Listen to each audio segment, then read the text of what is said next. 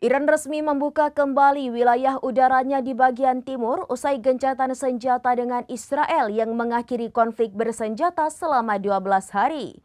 Keputusan ini diumumkan oleh juru bicara Kementerian Perhubungan Iran, Majid Akhavan, melalui kantor berita resmi Iran IRNA.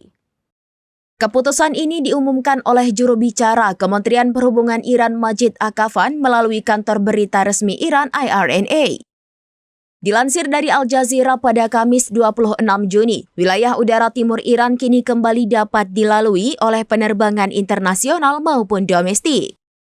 Bandara-bandara di kawasan tersebut termasuk Mashhad Airport telah kembali dioperasikan. Mashhad sebelumnya menjadi target serangan selama masa perang menurut klaim pihak Israel. Bandara lainnya yang dibuka kembali antara lain Chabahar, Zahedan, dan juga Jask. Iran sempat menutup wilayah udaranya sejak 13 Juni menyusul serangan besar-besaran dari Israel.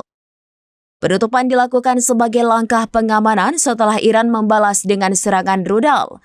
Gencatan senjata antara kedua negara mulai berlaku pada Selasa 24 Juni.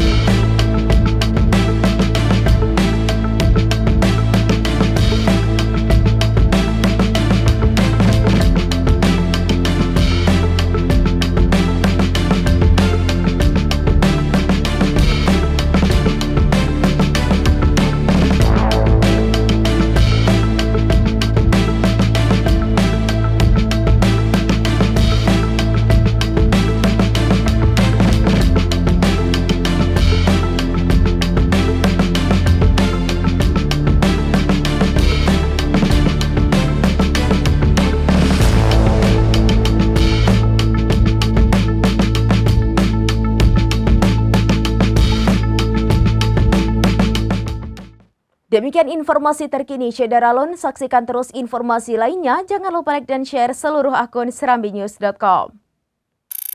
Download Tribun X sekarang, menghadirkan lokal menjadi Indonesia.